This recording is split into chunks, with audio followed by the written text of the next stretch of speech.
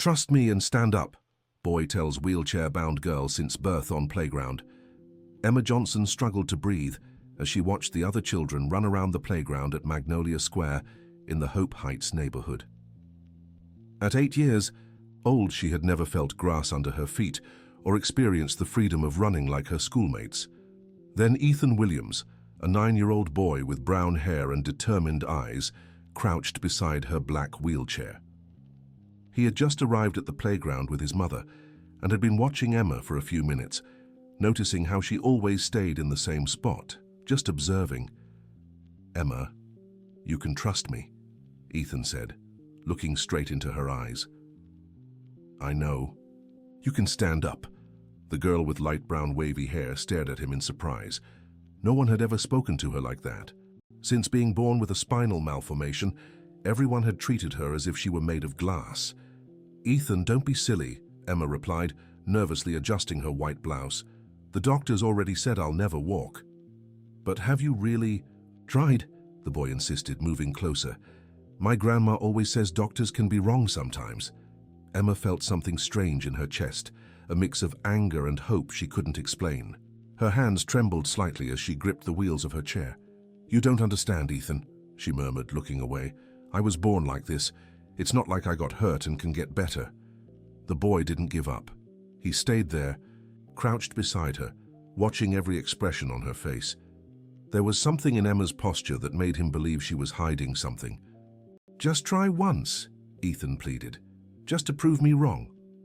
At that moment, Jennifer Johnson, Emma's mother, approached carrying a water bottle.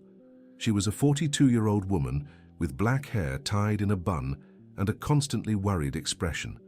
"Emma, who's your little friend?" Jennifer asked, eyeing Ethan with suspicion. "That's Ethan, Mom. He's saying weird things to me." Jennifer immediately grew alert. Since Emma's birth, she had developed a protective instinct that sometimes became excessive. "What kind of weird things?" she questioned, turning to Ethan. The boy stood up, facing her with the same determination he had shown Emma. "I just said she should try to stand up," Ethan replied honestly. "I think she can." Jennifer sighed deeply. This wasn't the first time someone had suggested something like this, and she was tired of explaining the situation. "Son, Emma has a serious medical condition. She was born with spina bifida, and the doctors were very clear about her limitations. But has she ever tried real physical therapy?" Ethan asked, surprising Jennifer with his persistence. The question hit a nerve. Jennifer had stopped Emma's physical therapy sessions 2 years ago after her daughter began crying every time they went. "That's none of your business, young man," Jennifer said firmly. "Emma, let's go." "No, Mom," Emma said for the first time in a long while, defying her mother's decision. "I want to talk to Ethan some more." Dear listener, if you're enjoying the story, don't forget to like and especially subscribe to the channel. It helps us a lot as we're just starting out. Now continuing. Jennifer looked at her daughter in surprise. Emma rarely expressed her own wishes, especially when it came to interacting with other children. "Emma, are you sure?" Jennifer asked, hesitantly. "Yes," the girl replied, now looking at Ethan with genuine curiosity instead of irritation. Jennifer decided to step back a few feet, but remained nearby, watching the interaction between the two children. Ethan crouched down beside Emma again, this time with a gentler expression. "Sorry if I bothered you," he said. "It's just my cousin had something similar to your situation." Emma frowned, intrigued despite herself. "What do you mean, similar?" "He couldn't walk properly because of a leg issue. Everyone said he'd never be able to play soccer," Ethan explained, gesturing as he spoke. "But then he met a different physical therapist who never gave up on him." "And then?" Emma asked, her voice a mix of skepticism and hope. "Now he plays on the school team," Ethan replied with a smile. "He's not the best player, but he can run on the field." Emma fell silent for a few seconds, processing the information. All her life, she'd only heard about limitations and impossibilities. "But your cousin wasn't born with a spine problem," she argued. "It's different." "Maybe," Ethan admitted. "But have you tried everything you could?" The question echoed in Emma's mind. She vaguely remembered childhood physical therapy sessions, but mostly recalled the tears and frustration. I tried physical therapy when I was little, Emma said, slowly. But it was really hard and hurt a lot. And you stopped? My mom took me out because I was so upset. Ethan nodded in understanding. He'd gone through something similar when he broke his arm and had to do exercises to regain movement. Sometimes the hard things are worth it, Ethan said. My arm hurt too when I did the exercises, but it got much better. Just then, Nicole Williams, Ethan's mother, approached the group. She was a 38-year-old woman, a physical therapist by profession, with short hair and a warm smile. Ethan, are you bothering the girl? Nicole asked, though her tone was more curious than scolding. No, Mom, I'm talking to Emma. She uses a wheelchair. Nicole looked at Emma with professional interest, but also genuine compassion. Hi, Emma. I'm Nicole, Ethan's mom. Can I ask how long you've used the wheelchair? Emma glanced at her mother, who had stepped closer again upon seeing another adult join the conversation. Since forever, Emma replied. I was born with a spine issue. Nicole nodded, her experienced eye picking up subtle details in Emma's posture. Jennifer, right? Nicole said, addressing Emma's mother. I'm a physical therapist. I mainly work with children. Jennifer immediately grew defensive. She'd been through countless consultations and evaluations, most ending in broken promises. We've already tried physical therapy, Jennifer said. Quickly. It didn't work. I understand, Nicole replied patiently. Every case is unique. I'm not suggesting anything, just talking. Ethan looked between his mother and Emma, sensing the tension. Mom, do you think Emma could try again? He asked innocently. Nicole smiled at her son, admiring his compassion but aware of the situation's delicacy.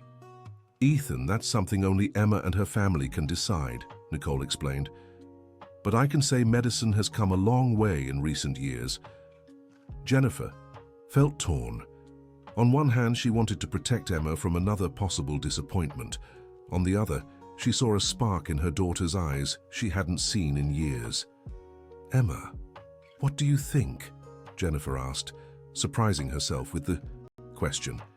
Emma looked at Ethan, then at Nicole, and finally at her mother. She felt a mix of fear and excitement she hadn't experienced in years.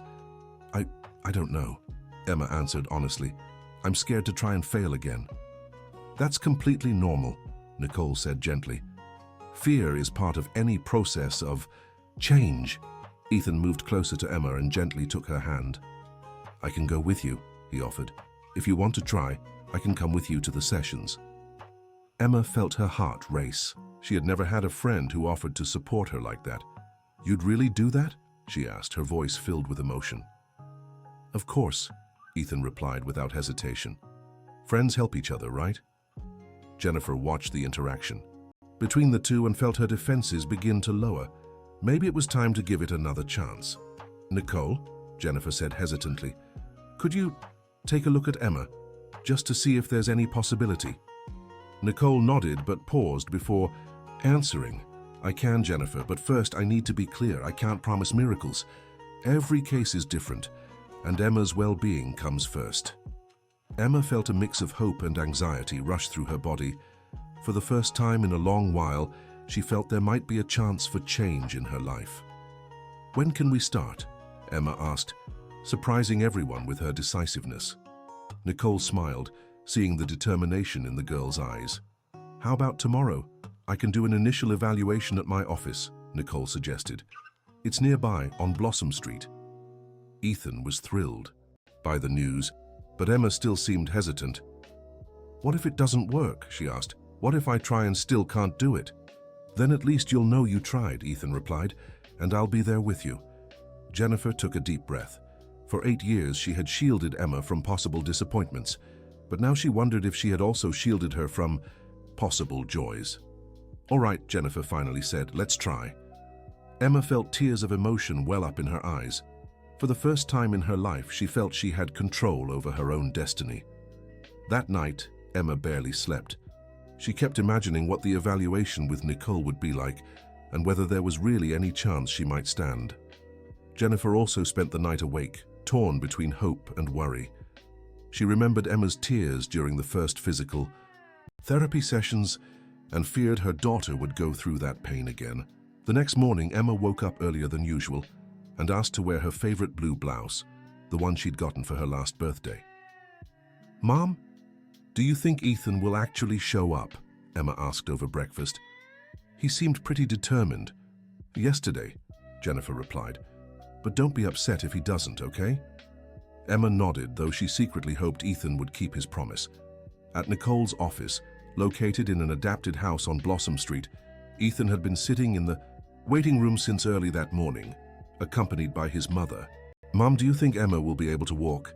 Ethan asked for the 10th time that morning.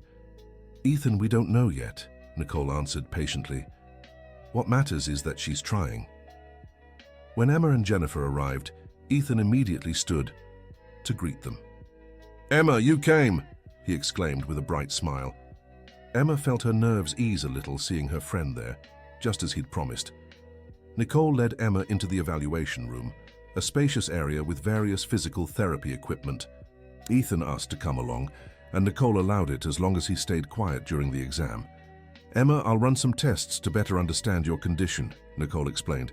"I'll touch your legs and ask you to try some movements. It might hurt a little, but let me know if it's too much." Emma nodded, holding Ethan's hand to steady herself. Nicole began examining the mobility in Emma's legs, testing reflexes and sensitivity. To everyone's surprise, Emma showed more mobility than they had expected. "Emma, can you feel it when I touch here?" asked Nicole, touching the girl's foot.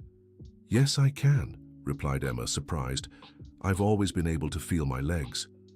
Nicole exchanged a meaningful glance with Jennifer. Many children with spina bifida had no sensation in their extremities. "That's very good," said Nicole. "Now I'm going to ask you to try moving your toes." Emma focused intensely, and to everyone's astonishment, she managed to wiggle her toes slightly. Ethan squeezed her hand excitedly. "You did it," he whispered. Nicole continued the evaluation, testing the muscle strength in Emma's legs. Though the muscles were weakened from lack of use, there was clearly some preserved functionality. "Jennifer, may I speak with you privately?" Nicole asked after finishing the exam. The two women stepped out of the room, leaving Emma and Ethan alone. "Emma, did you see that? Your toes moved," Ethan said excitedly. "I saw," Emma replied, but her expression was cautious. "But that doesn't mean I'll be able to walk." "But it's a start, isn't it?" Emma nodded slowly. For the first time in years, she felt a tiny spark of hope. In the other room, Nicole explained her findings to Jennifer. "Jennifer, Emma's case is more complex than I expected," Nicole said. "She has much more mobility preserved than is typical for someone with spina bifida." "Does that mean she could walk?" Jennifer asked, trying not to get her hopes up too high. "It means there's a possibility," Nicole answered carefully. "But it would be a long and difficult process. Emma would need to commit to intensive physical therapy, and even then I can't guarantee she'll walk independently." Jennifer fell silent, processing the information. "What do you recommend?" she finally asked. "I recommend we talk to Emma," Nicole replied. "If she wants to try, we can start with sessions 3 times a week, but she needs to understand it will be a long and sometimes painful journey." When they returned to the room, they found Emma and Ethan eagerly discussing the movements she had managed to make. "Emma," Nicole said, sitting beside her, "I spoke with your mother about the exam results." Emma immediately tensed, bracing for bad news. "There's a chance you could develop more mobility in your legs," Nicole continued, "but it would take a lot of hard work and I can't promise you'll walk on your own." Emma looked at Ethan, who nodded encouragingly. "What would I have to do?" Emma asked. "Physical therapy 3 times a week, daily exercises at home and a lot of patience," Nicole explained. "Some days will be tough and you might want to give up." Emma was thoughtful for a few minutes. She remembered the pain and frustration of her early physical therapy sessions, but she also remembered how good it felt when she moved her toes just moments ago. "I want to try," Emma finally said, "but only if Ethan can come with me." Ethan looked at his mother, who nodded. "Of course I will," he said. "I'll be here every time you need me." Jennifer felt tears in her eyes. Seeing her, Daughter show such courage made her proud and scared at the same time. Then let's begin, Nicole said, but I want everyone to understand this is just the start of a very long journey. The first weeks of physical therapy were extremely hard for Emma. The exercises left her exhausted and sometimes crying from pain. Ethan kept his promise and attended every session, offering words of encouragement when Emma wanted to quit. I can't do this anymore, Emma sobbed during a particularly tough session. It hurts too much. Yes, you can, Ethan said, holding her hand. Remember what you managed to do yesterday? You moved your whole leg. Nicole watched the interaction between the two with admiration. Ethan's presence really made a difference in Emma's motivation. After a month of sessions, Emma began to show significant progress. She could move both legs with more control and even contract some of her thigh muscles. Nicole, is this normal? Asked Jennifer after an especially productive session. She's progressing so quickly. Every case is different, Nicole replied. Emma always had more mobility preserved than it seemed. The sessions are just awakening abilities that were already there. However, not everything was smooth sailing. At school, Emma began to face mixed reactions from her classmates. Some supported her journey, but others mocked her efforts. Emma thinks she's going to turn into a superhero, said Madison, a spiteful classmate. Everyone knows people born like this don't get better. Emma came home crying that day, questioning whether it was worth it to keep trying. Mum, maybe Madison is right, Emma said. Maybe I'm just fooling myself. Jennifer sat beside her daughter, fighting her own doubts. Emma, you have to decide if you want to continue for yourself, not because of what others say, Jennifer told her. I'll support whatever decision you make. Ethan, who had heard about the incident at school, showed up at Emma's house that evening. Emma, can I talk to you? He asked. The two went to the backyard where they spoke under the streetlight. I heard what happened at school, Ethan said. Madison is wrong. But what if she's right? Emma asked. What if I'm just deluding myself? Ethan thought for a moment before answering. Remember the first day we met, when I asked you to try to stand up? Emma nodded. You told me it was impossible, he continued. But look at everything you've managed to do since then. Emma reflected on the progress she'd made. Truly, she was achieving things she once thought impossible. You're right, Emma said slowly. I'll keep trying. However, the troubles were just beginning. During a particularly intense physical therapy session, Emma tried to support herself on the parallel bars for the first time. Take it easy, Nicole said. Just try to hold your weight with your arms. Emma gripped the bars and tried to lift herself from the chair. For a few seconds, she managed to stay suspended, but then her arms gave out and she fell heavily back into the chair. The fall wasn't dangerous, but Emma hit her elbow and began crying from pain and frustration. I can't do it, she shouted. I'll never be able to. Ethan moved to comfort her, but Emma pushed him away. Go away, she said through tears. I don't want to try anymore. Nicole signaled to Ethan that it was best to give Emma space at that moment. In the weeks that followed, Emma refused to return to physical therapy. She stayed in her room, avoiding any conversation about it. Ethan tried to visit her several times, but Emma asked her mother to say she didn't want visitors. Jennifer was torn between respecting her daughter's space and encouraging her to keep trying. Nicole, what do I do? Jennifer asked. During a phone call. Emma won't even hear about physical therapy. Setbacks are normal, Nicole explained. The important thing is not to force it. Emma needs to decide for herself if she wants to continue. Dear listener, if you're enjoying the story, don't forget to like and especially subscribe to the channel. It helps us a lot as we're just starting out. Now, back to the story. Meanwhile, Ethan didn't give up. He started appearing at Emma's bedroom window every day, just waving at her and making funny faces to try to get her to smile. At first, Emma would close the curtains when she saw him, but after a week she began waving back shyly. One day, Ethan appeared at the window with a sign that read, I miss my friend. Emma couldn't hold back her tears. She opened the window. For the first time in weeks. Ethan, I'm so sorry, she said. I didn't mean to yell at you. It's okay, Ethan replied. I understand you were frustrated. But I think I'm going to give up on physical therapy, Emma said. It's too hard. Ethan thought for a few seconds. Remember when I tried to learn how to ride a bike? He asked. Emma shook her head. I fell so many times that my dad almost gave up on teaching me, Ethan said. But then he told me something. I've never forgotten. What did he say? He said falling is part of learning to get back up, Ethan answered, and that the difference between those who make it and those who don't isn't about falling. It's about getting up one more time than you fall.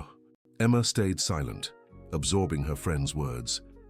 Do you think I should try one more time? She asked. I think you should do what your heart tells you, Ethan said, but I'll be here no matter what you decide. That night, Emma talked at length with Jennifer about her fears and hopes.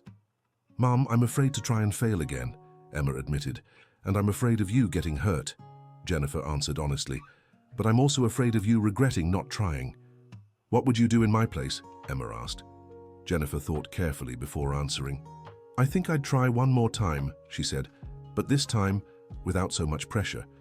If it doesn't work, at least we'll know we did everything we could.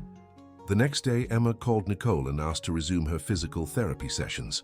Emma, I'm so glad you decided to come back, Nicole said, but this time we'll take it slower, no rush, no pressure.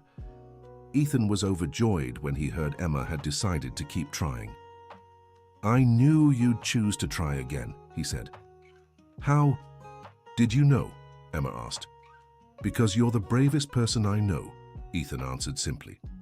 The sessions resumed more gradually.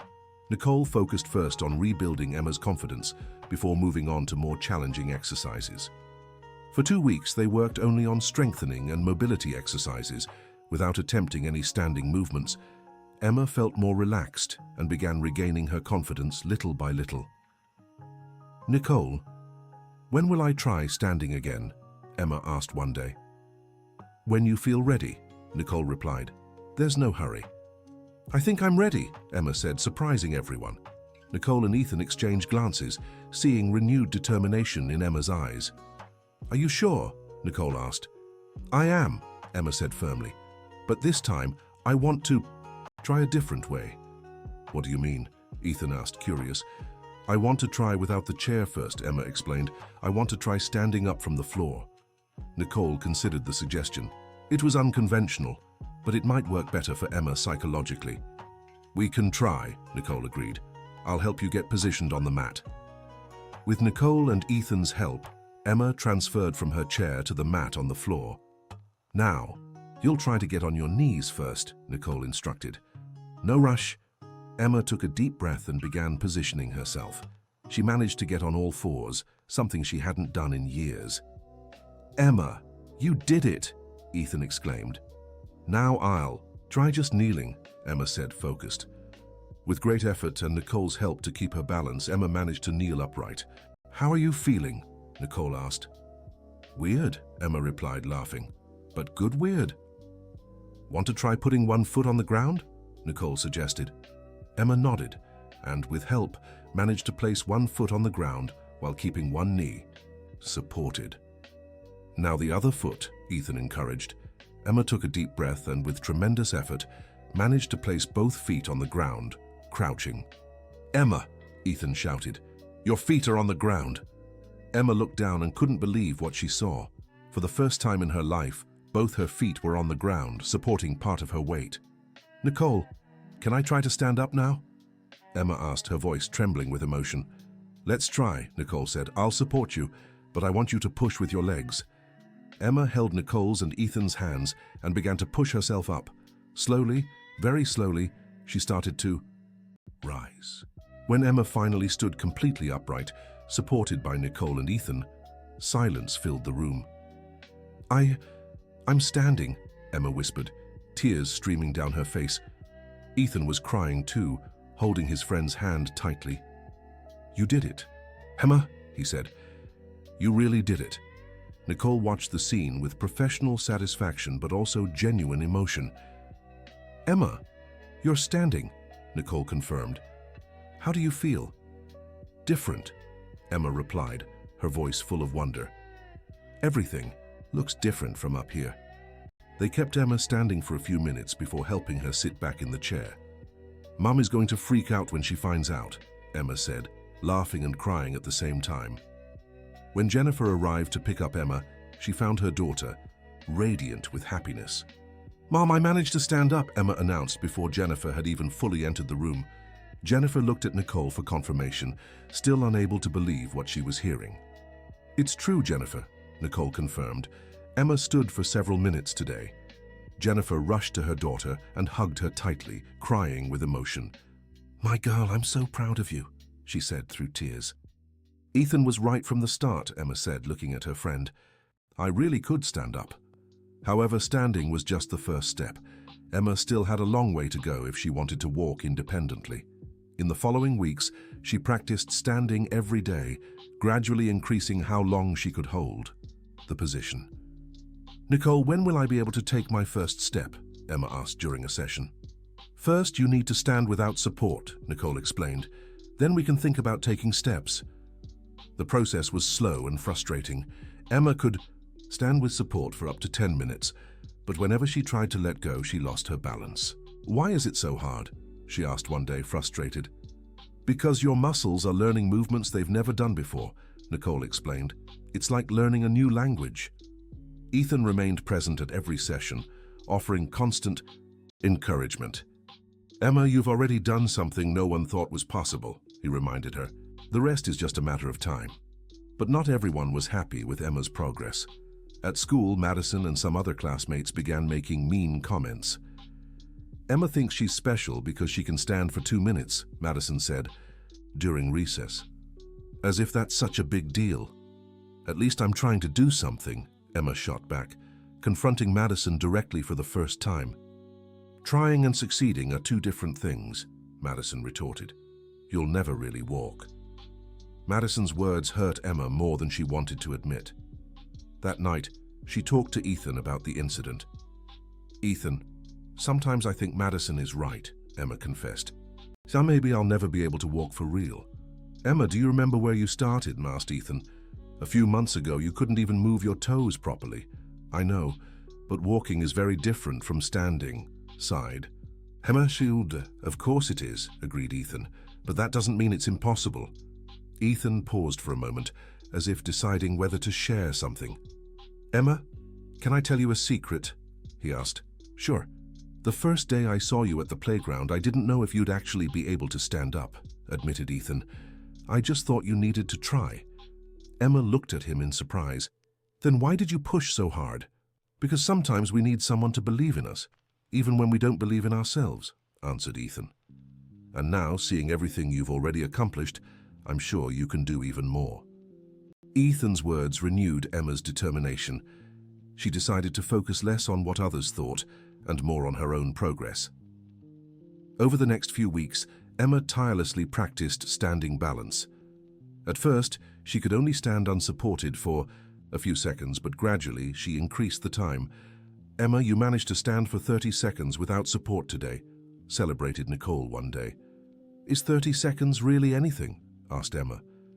"It's 30 seconds more than you could before," replied Nicole. "Every second counts."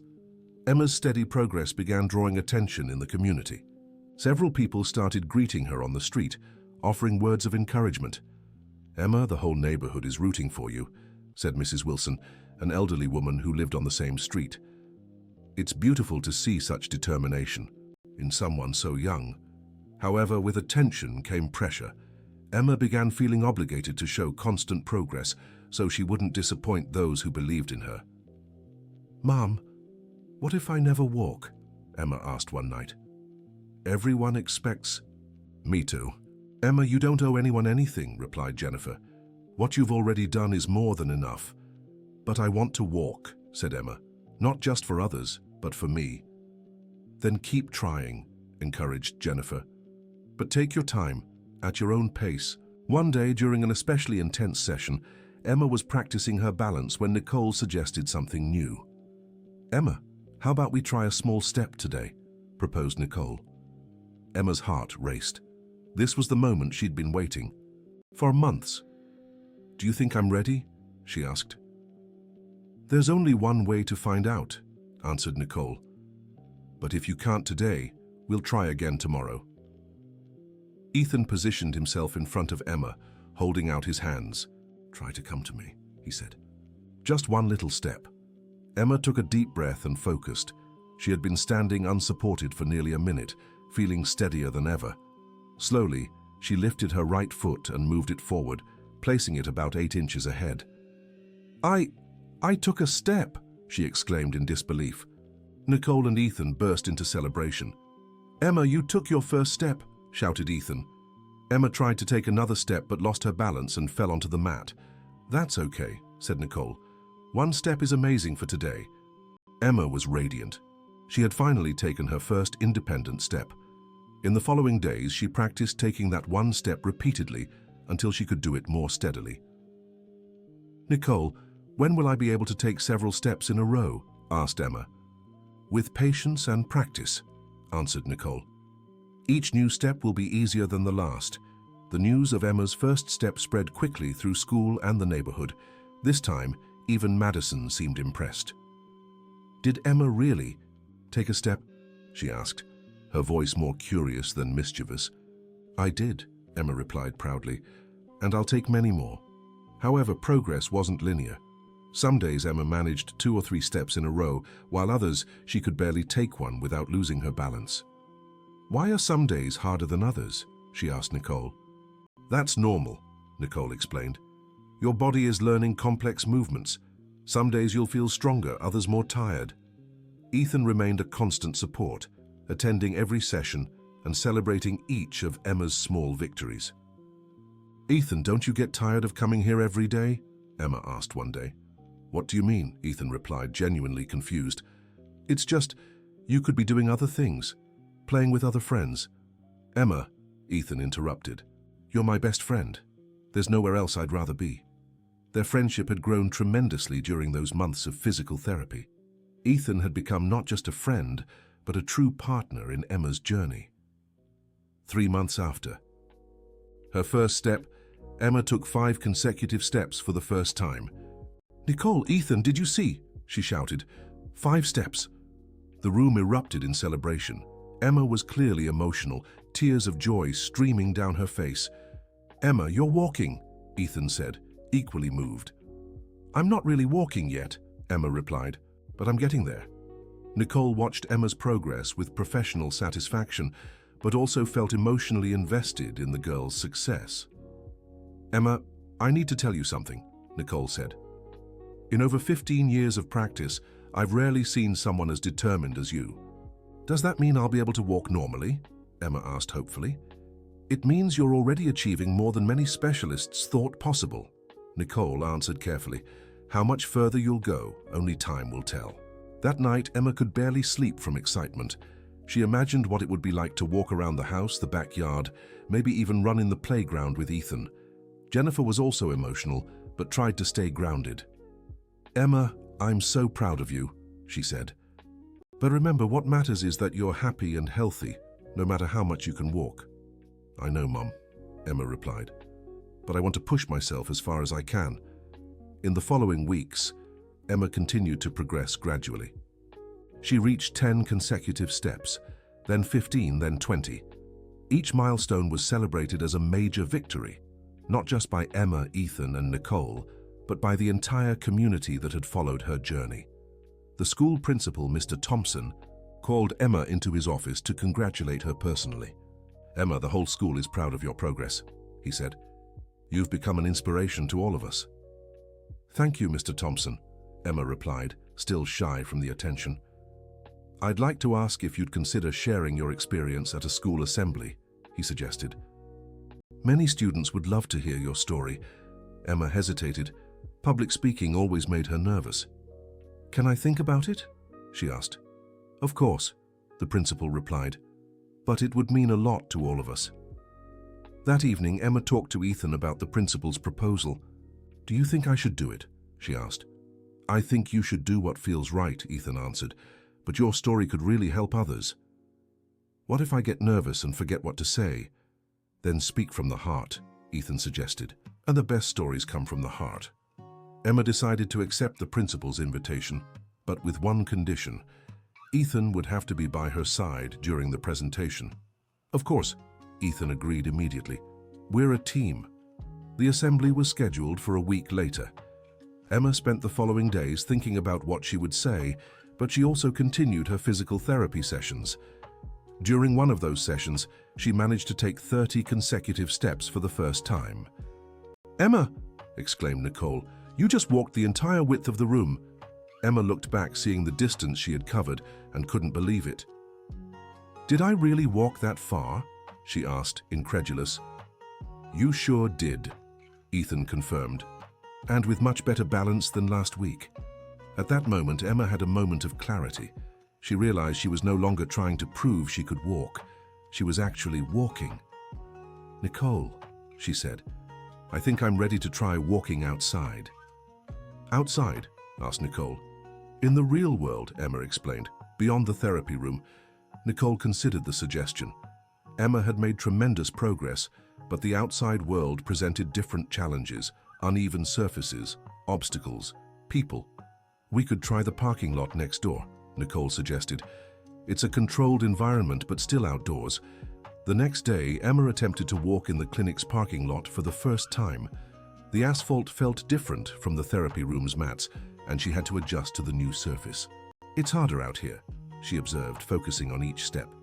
"Different surfaces require different adjustments," Nicole explained. "But you're doing great." Ethan walked beside her, ready to offer support if needed. "Emma, look," he said. "You're walking outside." Emma paused for a moment and looked around. She was truly standing, walking outdoors, something that had seemed impossible just months before. "I can't believe I'm doing this," she said, her voice filled with emotion. When the day of the school assembly arrived, Emma was nervous but determined. She had decided she would walk to the stage, even if it was just a few steps. "Emma, are you sure?" asked Jennifer. "You don't have to push yourself." "I want to do this," Emma replied. "I want to show everyone it's possible." The entire school had gathered in the auditorium. Emma stood backstage with Ethan, preparing to enter. "Ready?" Ethan asked. "I think so," Emma answered, taking a deep breath. The principal announced her, and Emma walked onto the stage. Instead of using her wheelchair, she slowly made her way to the microphone, supported by Ethan. The auditorium fell completely silent, then erupted in applause. Emma managed to walk the 10 yards to the microphone without falling, a feat that moved the entire audience. "Hi, everyone," she began, her voice trembling slightly. "A few months ago, I never imagined I'd be standing here talking to you."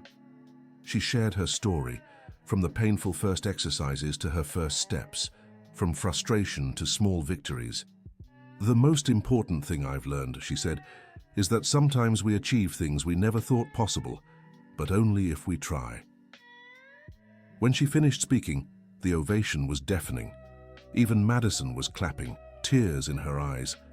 "Emma," Madison said after the assembly, "I wanted to apologize for what I said. You proved me wrong." "It's okay, Madison," Emma replied generously. "I understand it was hard to believe." In the weeks following the assembly, Emma became something of a local celebrity. People from all over town came to congratulate her and share their own stories of overcoming challenges.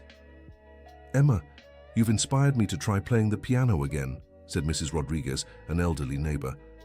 "I stopped after I broke my wrist, but seeing your determination made me want to try once more." Stories like this had become common. Emma realized her journey was inspiring others not to give up on their own dreams. However, with all the attention came unexpected pressure. Some people began having unrealistic expectations about what Emma should achieve. "Emma, when do you think you'll be able to run?" asked a reporter from the local paper who wanted to write a story about her. I don't know if I'll ever run," Emma answered honestly. "I'm still learning to walk properly." "But surely that's your next goal, isn't it?" the reporter pressed. Emma felt uneasy with the question. She'd never considered running a necessary goal. That evening, she talked to Nicole about the pressure she was feeling. "Nicole, people expect me to do more and more," Emma said. "What if I can't meet their expectations?" "Emma, you don't owe anyone anything except yourself," Nicole replied firmly. "What you've already achieved is extraordinary. Anything beyond that is a bonus. But I feel like I have to keep improving, Emma admitted. Improvement should come from within, not from outside pressure, Nicole explained. If you want to keep progressing, great. If you just want to maintain what you've accomplished, that's perfect too. Ethan, who was listening, also shared his thoughts. Emma, remember that first day at the playground when I asked you to try standing up? He asked. I do. I wasn't thinking about you running marathons or becoming an athlete, Ethan said. I just believed you deserved to try. And you didn't just try. You achieved far more than anyone imagined. Their words helped Emma regain perspective. She decided to continue with physical therapy and exercises, but at her own pace and for her own reasons. Over the next few months, Emma kept making gradual progress. She walked longer distances with increasing stability. A special day came 6 months after the school assembly. Emma managed to walk from her front gate to the corner, a distance of nearly 100 yards. Mom, she called out when she reached the corner, I walked a whole block. Jennifer, who had watched every step with her heart in her throat, hugged her daughter with tears in her eyes. Sweetheart, I'm so proud of you, she said. Ethan was also there to witness this milestone. Emma, remember when you said you'd never walk? He teased. I remember, Emma laughed. And you said I could, even before I believed it. And I was right, Ethan said with a smile. Nicole, who had been part of Emma's entire journey, organized a small celebration at the clinic to mark this significant progress. Emma, when we started this journey, I knew you had potential, Nicole said, but what you've achieved has surpassed even my most optimistic expectations. Does that mean I don't need physical therapy anymore? Emma asked. It means you get to choose what you want now, Nicole replied. If you want to keep improving, we can work on that. If you just want to maintain where you are, we can do that too. Emma thought for a moment before answering. I want to keep improving, she said. But now it's for me, not to prove anything. To anyone. That's the best motivation there is, Nicole smiled. In the months that followed, Emma continued making steady progress. She walked to school a few times, always accompanied by Ethan or Jennifer.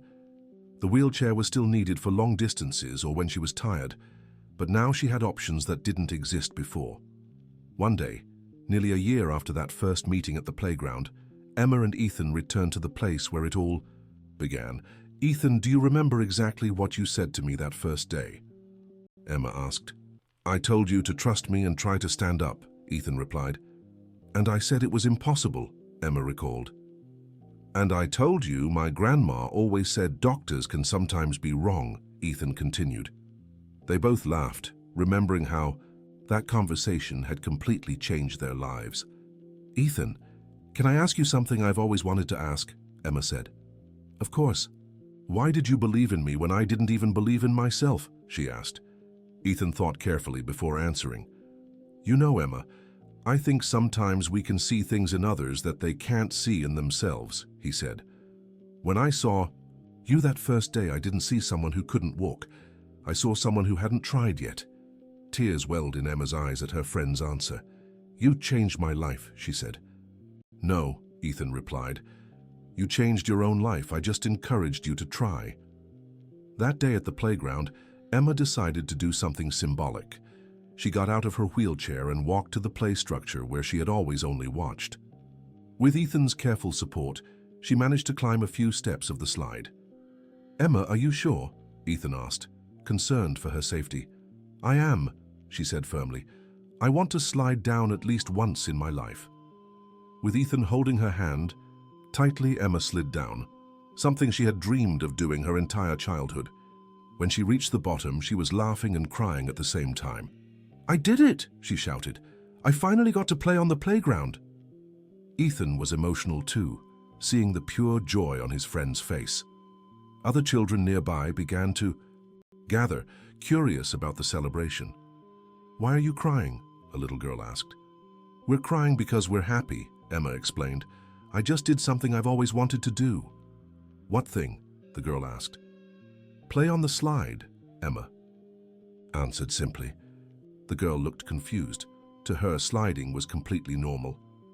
Do you want to play with us? The girl offered innocently. Emma glanced at Ethan, who nodded encouragingly. I'd love to, Emma replied. For the first time in her life, Emma played on the playground like any other child. She needed more help than the others, and she couldn't do everything they could, but she was participating. She was included. When it was time to leave, Emma was exhausted, but glowing.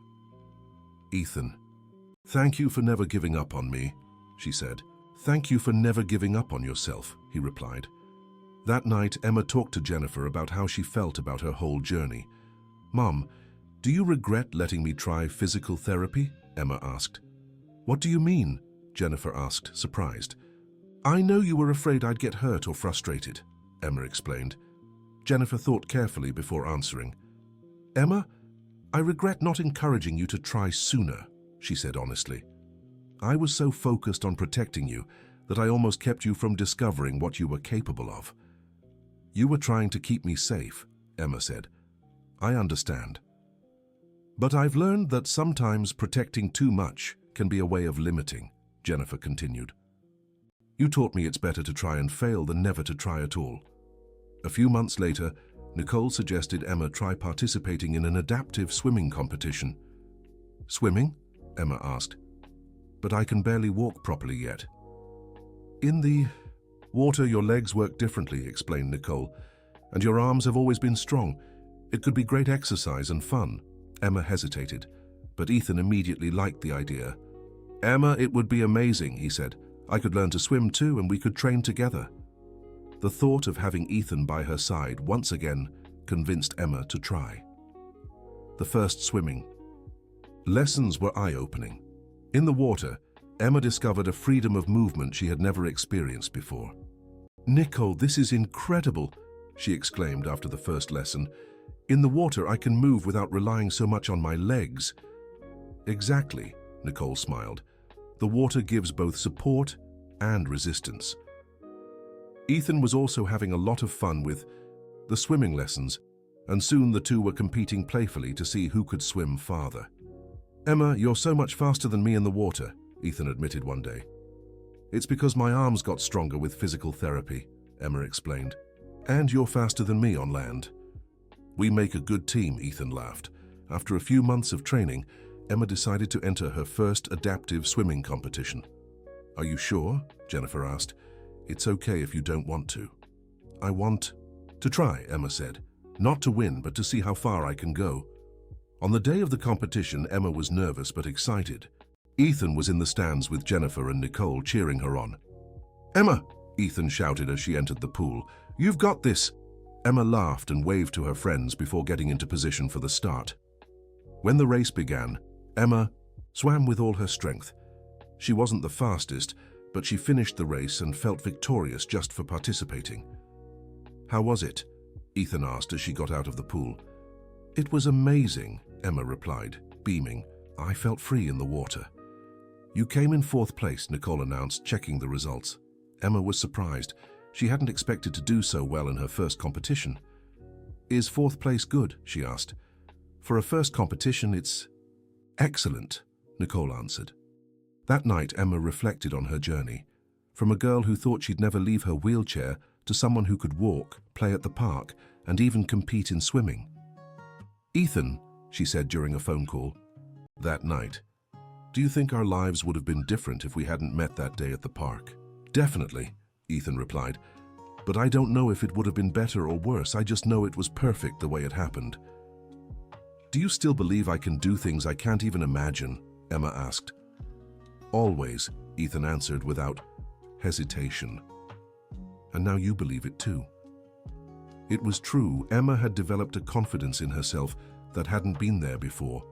She knew there were still limitations, but she also knew there were possibilities she hadn't yet explored. 2 years after that first meeting at the park, Emma was walking to school alone for the first time. She still needed her wheelchair, several long distances, but for the trip from home to school, her own legs were enough. Ethan walked beside her, as always, but now more for companionship than as necessary support. Emma, do you realize you're walking to school like it's the most normal thing in the world? Ethan remarked. It's strange, isn't it? Emma laughed. 2 years ago, I thought this was impossible. And now? Ethan asked.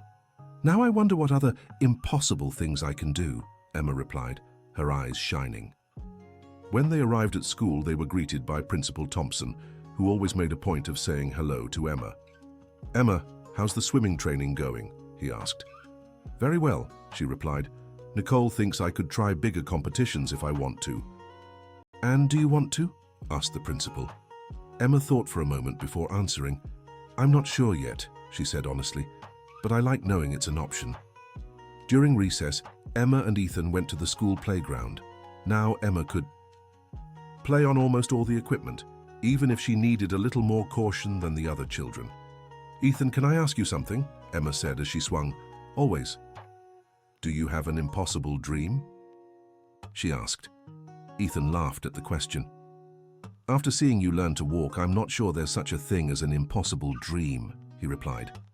Seriously, tell me, Emma insisted. Well, I've always wanted to be a doctor, Ethan admitted.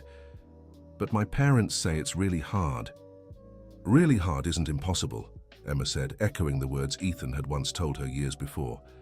You're right, Ethan smiled. Maybe I should try.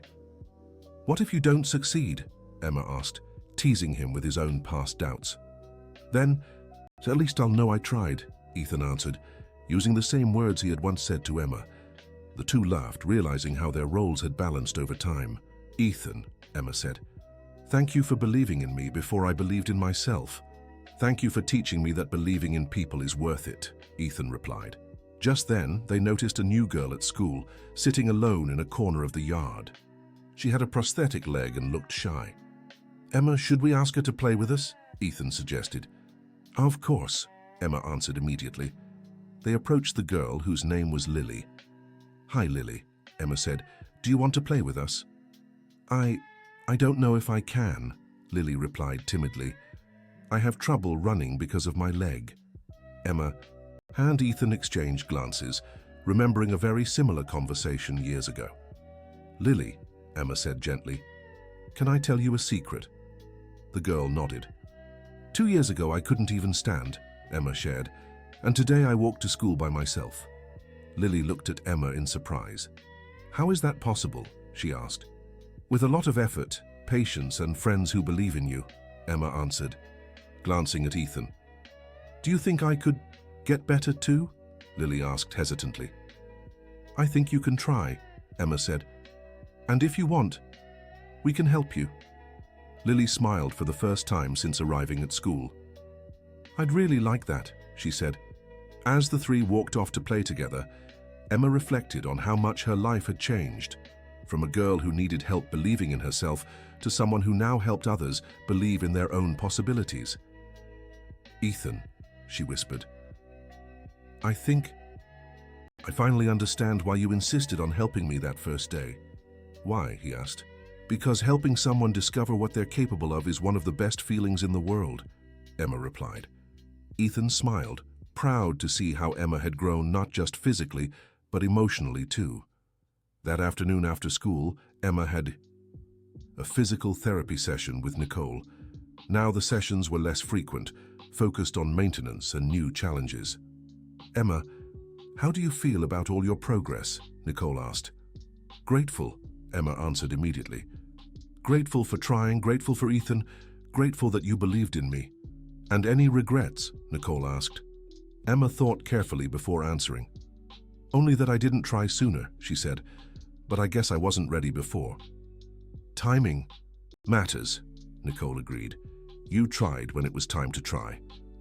Nicole, can I ask you something? Emma said. Of course. Did you really think I'd be able to walk when we first started? Asked Emma. Nicole smiled, remembering the early days of treatment. Honestly, I thought you had potential for some improvement, she admitted, but what you've achieved surpassed even my most optimistic expectations. So even you didn't really know what I could do? Asked Emma. No one knew, replied Nicole. Not me, not your previous doctors, not even you. Sometimes, the only way to discover our limits is by trying to push past them. That conversation stayed on Emma's mind the whole way home. When she arrived, she found Jennifer preparing dinner in the kitchen. "Mum, can I help?" offered Emma. "Of course, sweetheart," replied Jennifer. "You can chop the tomatoes." As they cooked together, Emma told her mother about Lily, the new girl at school. "Mum, I think I want to help Lily the way Ethan helped me," said Emma. "That's very generous of you," replied Jennifer. "But remember, everyone has their own journey." "What do you mean?" asked Emma. "What worked for you might not work for her," explained Jennifer. "The important thing is to offer support and let her decide how far she wants to go." Emma nodded, understanding the wisdom in her mother's words. "Mum, do you think I've changed a lot these past 2 years?" asked Emma. Jennifer stopped cooking and looked at her daughter fondly. "Emma, you've become the person you always were inside," she said. "It's just that now, that person can express herself in ways she couldn't before." "What do you mean?" asked Emma. "You've always been brave, determined, and kind," explained Jennifer. "Now you have ways to show those qualities that you didn't have before." That night, Emma called Ethan to tell him about her conversation with her mother. "Ethan, my mum said something interesting today," she began. "What was it?" asked Ethan. Emma repeated Jennifer's words about her becoming who she always was inside. "Your mum is wise," commented Ethan. "You've always been special, Emma. It's just that now more people can see it." "Do you think I've always been brave?" asked Emma. "Because I remember being so afraid to try." "Courage isn't the absence of fear," replied Ethan. "Courage is trying even when you're afraid." "So you think I was brave from the very first day?" asked Emma. "I think you were brave the moment you decided to try," replied Ethan. "Everything after that was just your courage growing." A few weeks later, the school organized a science fair, and Emma decided to participate with a project on physical therapy and rehabilitation. "Ethan, do you want to do the project with me?" she asked. "Of course," Ethan replied immediately. "What specifically?" "I want to show how simple exercises can help people with different kinds of limitations," explained Emma. They spent weeks preparing the project, interviewing Nicole and other physical therapists, and researching different rehabilitation techniques. "Emma, this project is turning out amazing," said Ethan as they organized their materials. "You really know a lot about this?" "Well, I've lived it," Emma laughed. "It's different from just reading about it." On the day of the fair, Emma and Ethan's booth was always surrounded by people eager to learn about rehabilitation. "Emma, could you show us some of the exercises you did?" asked one visitor. Emma demonstrated some of the basic exercises she had learned from Nicole, explaining how each one had contributed to her progress. "And how long did it take for you to see results?" asked someone else. "The first small results came in a few weeks," explained Emma. "But the big results took months and months of steady work." Lily, the new girl Emma had met, also came to visit the booth. "Emma, after seeing your project, I think I want to try physical therapy too," said Lily. "That's wonderful," Emma exclaimed. "Would you like me to go with you to your first appointment?" "You'd do that for me?" Lily asked, touched. "Of course," Emma replied. "Friends help each other." That answer echoed the words Ethan had said to her years before, and Emma smiled, realizing how the cycle of support was continuing. Emma and Ethan's project won first place in the health sciences category at the fair. "Emma, you both deserve it," said the teacher who judged the projects. "This work combines theoretical knowledge with practical experience in a very special way." "Thank you," Emma replied. "But what matters most is whether the project can help others." "I'm sure it can," the teacher said. "Have you thought about presenting this at other schools?" Emma and Ethan exchanged glances. They hadn't considered expanding the project beyond their own school. "It could be interesting," Ethan said. "What do you think, Emma?" "I think it could help more people," Emma replied. "But no pressure, only if the opportunity arises." In the following months, Emma and Ethan were invited to present their project at 3 other schools in the area. At each presentation, Emma shared her story and demonstrated basic exercises, always emphasizing that every person was unique and needed to find their own path. "The most important message," she always said at the end, "is that it's worth trying. Even if you don't end up exactly where you imagined, you might reach places you never knew existed." After one of these presentations, a boy from the audience approached Emma. Emma, I have cerebral palsy, he said. Do you think I could improve, too? I'm not a doctor, Emma answered carefully, but I believe we can all improve in some way. The important thing is to talk to professionals and discover what's possible for you. Could you give me your physical therapist's contact? The boy asked. Of course, Emma replied, writing down Nicole's information on a piece of paper. After the presentation, Ethan remarked on how Emma had responded to the boy. Emma, that was really wise, he said. You gave him hope without making promises. I've learned that every case is different, Emma explained. What worked for me might not work the same for someone else. But it's still worth trying, Ethan added. It's always worth trying. Emma agreed. A year later, Emma received a letter from the boy she'd met at the presentation. Dear Emma, the letter read, I wanted to thank you for encouraging me to try physical therapy. I can't walk like you, but I've gained much better control of my arms and can now write on my own. Thank you for showing me that improvement is possible. Emma showed the letter to Ethan, who was moved. Emma, do you see? You helped that boy improve, Ethan said. No, Emma corrected. I just encouraged him to try. He did all the hard work. But the encouragement mattered, Ethan insisted. It did, Emma agreed. Just like your encouragement mattered to me. That day, Emma reflected on how her life had changed, not just physically, but in purpose. She had started her journey just wanting to stand on her own, but now she felt she had a greater mission, helping others discover their own possibilities.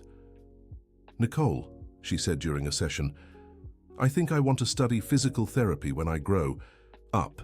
That would be an excellent choice, Nicole replied.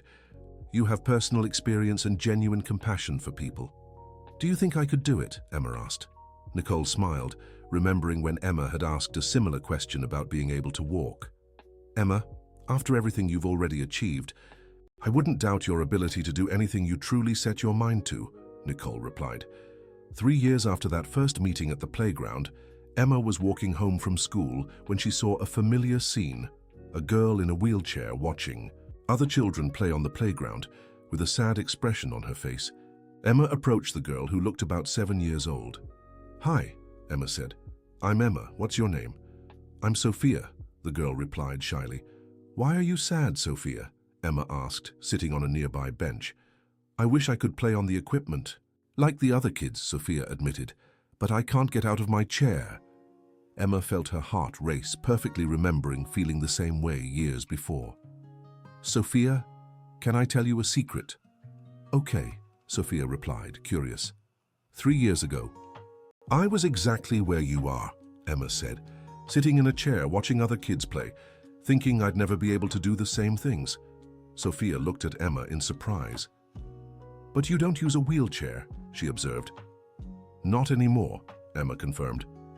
But I did for 8 years of my life. How did you get out of the chair? Sophia asked, her eyes bright with interest. With a lot of hard work, patience, and friends who believed in me, Emma explained. Just then, Ethan appeared, walking home from school in the opposite direction. Emma, he called, you forgot your math notebook in class. Ethan approached and noticed the girl in the wheelchair. Hi, he said to Sophia. I'm Ethan, Emma's friend. Hi, Sophia replied shyly. Ethan, Emma said. Sophia was just telling me she wishes she could play on the playground equipment. Ethan looked from Emma to Sophia, immediately understanding the situation. Sophia, Ethan said, have you ever tried physical therapy? My mom says it won't help, Sophia answered, that I was born this way and it won't change. Emma and Ethan exchanged glances, remembering a very similar conversation years before. Sophia, your mom might be right, Emma said honestly. Every case is different, but she might also be wrong. The only way to know is to try. But what if I try and still can't? Sophia asked, echoing the same worries Emma once had. Then at least you'll know you tried, Ethan replied, using the same words he'd once said to Emma. And if you do make progress, even just a little, it'll be worth it, Emma added. Sophia was thoughtful for a few moments. Do you think I should talk to my mom about it? We think you should follow your heart, Emma said. But if you want to try, we can help you. How could you help me? Sophia asked. We can go with you to physical therapy like Ethan did with me, Emma offered. We can encourage you when you feel like giving up. And if you want, we can talk to your mom together, Ethan added. Sophia smiled for the first time since they'd started talking. I'd really like that, she said. My mom's right over there. She pointed to a woman sitting on another bench, reading a book. Emma and Ethan walked with Sophia to her mother, whose name was Amanda. Mom, Sophia said, these are my new friends, Emma and Ethan. Amanda greeted them politely but seemed cautious. Mom, Emma used to be in a wheelchair too, Sophia said, excitedly. Amanda looked at Emma with interest and surprise. Is that true? Yes, Emma confirmed. For 8 years of my life. And now, you can walk normally? Asked Amanda incredulously. Yes, I can, but I still need special care, Emma explained honestly. And every case is different. What worked for me might not work for Sophia. Amanda seemed impressed by Emma's mature response. Mrs. Wilson, Ethan said, Emma wanted to tell you about the physical therapist who helped her. I already tried physical therapy with Sophia, Amanda replied. It didn't work. For how long? Emma asked gently. About 2 months, Amanda answered. Sophia cried a lot and didn't want to go. I cried at first too, Emma admitted. It hurts and it's frustrating, but it gets easier with time. And do you think it's worth trying again? Amanda asked, looking at both Emma and Sophia. I'd like to try, Sophia said with determination. And Emma said she can come with me. Amanda looked at her daughter, seeing a determination she hadn't seen in a long time. If you really want to try, we can talk to a physical therapist, Amanda finally said. Nicole, who worked with me, is excellent, Emma offered. I can give you her contact.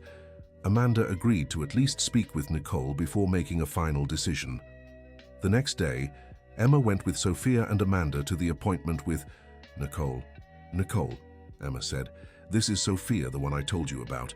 Nicole greeted Sophia warmly and conducted a careful evaluation. Amanda, Nicole said after the exam. Sophia has some similarities to Emma's case, but also important differences. Does that mean she can improve? Amanda asked. It means there are possibilities, Nicole replied carefully, but it would be a long and sometimes difficult process. I want to try, Sophia said firmly. Then we'll try, Amanda said, surprising even herself with the decision.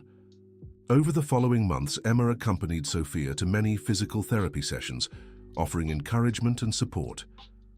Emma, it's so much easier with you here, Sophia said one day. You understand how hard it is. I do, Emma replied, but remember, you're doing really well. Sophia progressed differently than Emma. She significantly improved her trunk control and developed some sensation in her legs, but walking still seemed far away. Emma, Sophia said one day, frustrated. You manage to walk, but I can't. Even stand properly. Sophia, everyone has their own journey, Emma reminded her. What matters isn't reaching the same place as me, but going as far as you can. But I really wanted to walk like you, Sophia admitted. And maybe you will, Emma said.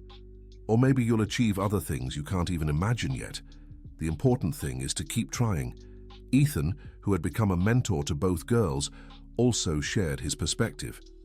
Sophia, when I first met Emma, I didn't know she'd be able to walk, he said.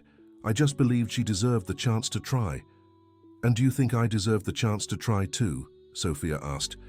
Of course, Ethan replied.